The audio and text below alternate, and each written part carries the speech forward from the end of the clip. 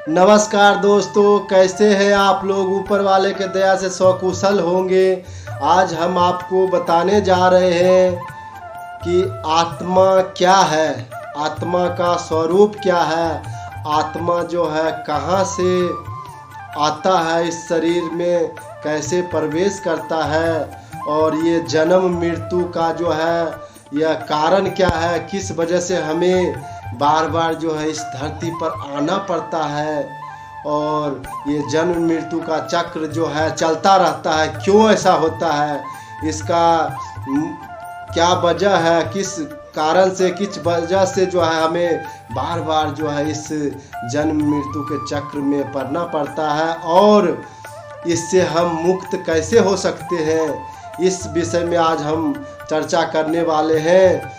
तो नमस्कार दोस्तों, कैसे हैं आप लोग। ऊपर वाले की दया से स्वकुशल होंगे, एकदम आनंद मंगल होंगे।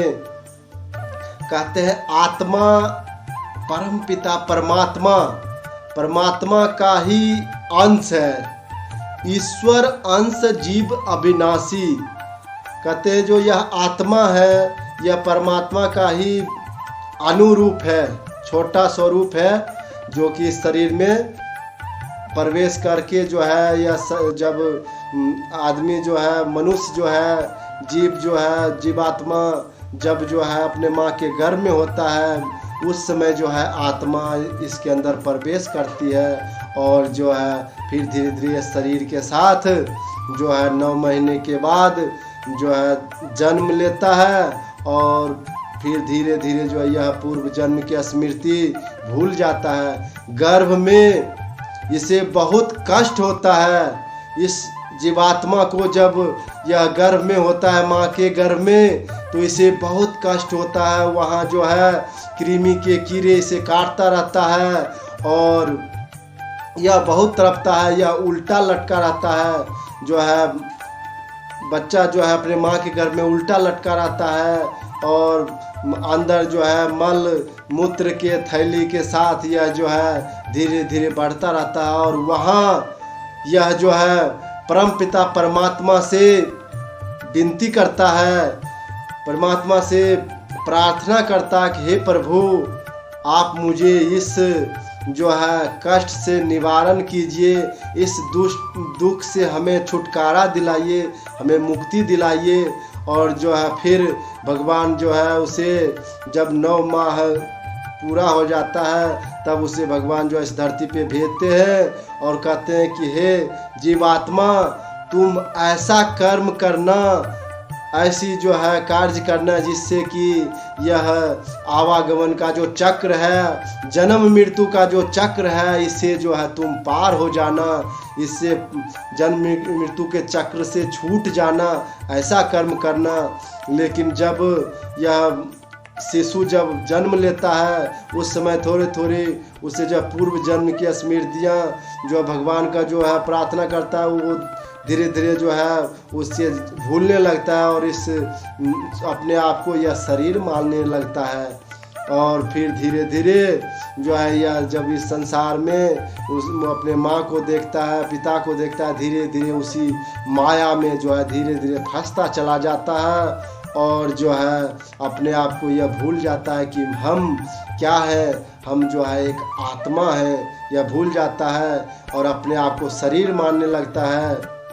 कहते हैं जिस तरह एक गाड़ी होता है, गाड़ी में एक ड्राइवर होता है, उसी तरह जो है यह आत्मा जो है एक ड्राइवर है, इस गाड़ी मनुष्य शरीर रूपी गाड़ी का ड्राइवर है आत्मा, और जो है वही इस गाड़ी का संचालन करता है। लेकिन जो है माया मुंह में फंस के जो है यह आत्मा जो है अपने आप को शरीर मानने लगता है, और तभी जो है यह नाना प्रकार के दुखों में फंस जाता है।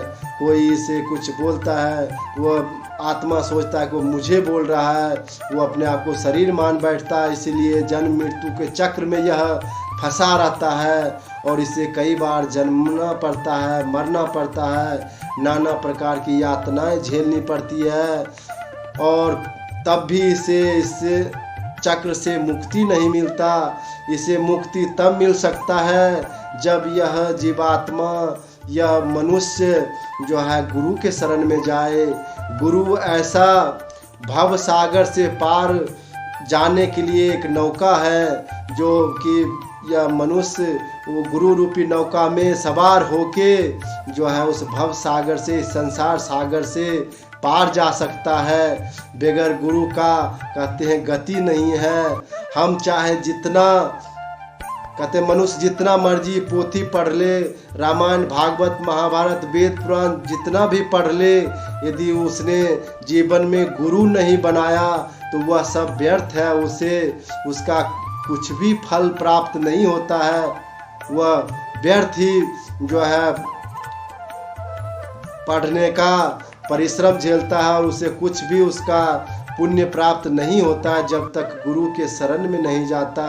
और जब ये जीवात्मा या मनुष्य जो है जब गुरु के शरण में चला जाता है, गुरु इसके जो है नौका को खेवैया बन जाते हैं, तो इसका जो है नौका स्वतः ही जो है भव सागर, इस संसार रूपी सागर से पार लगने लगता है। तो भक्तों, यह आत्मा जो है इस शरीर में निवास करता है। यह सब ज्ञान जो है गुरु के द्वारा धीरे धीरे जो है शिष्य को प्राप्त होता है, मनुष्य को प्राप्त होता है। तब उसे इस माया मोह का चक्र का पता लगता है कि यह क्या है, इससे हमें कैसे छुटकारा मिलता है।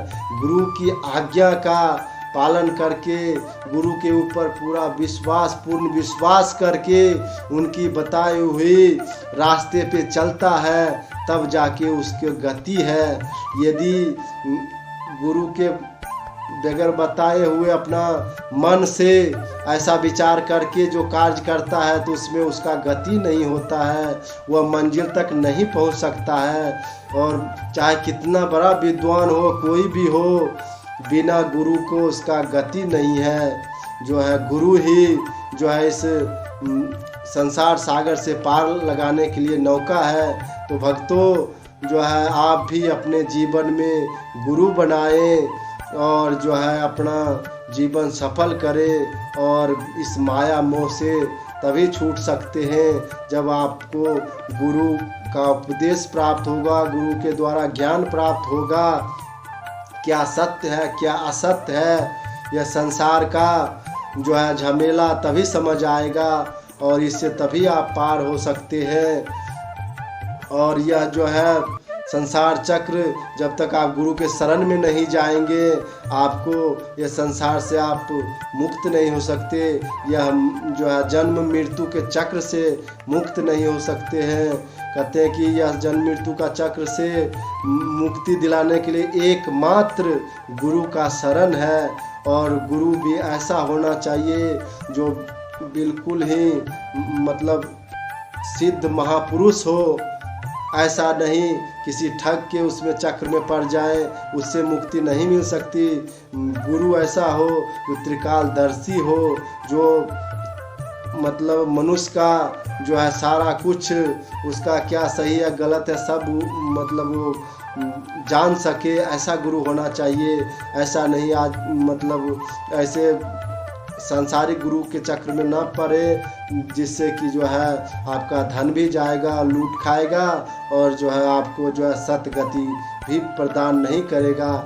ऐसा गुरु मतलब सोच समझ के गुरु बनाइए और गुरु जो है धारण कीजिए और जो है इस जीवन से, इस माया मोह के चक्र से, जीवन जन्म मृत्यु के चक्र से अपना मुक्ति करें। और मोटिवेशनल गुरु चैनल को सब्सक्राइब करें और वीडियो को लाइक करें, शेयर करें, कमेंट करें और परमात्मा सबका कल्याण करे।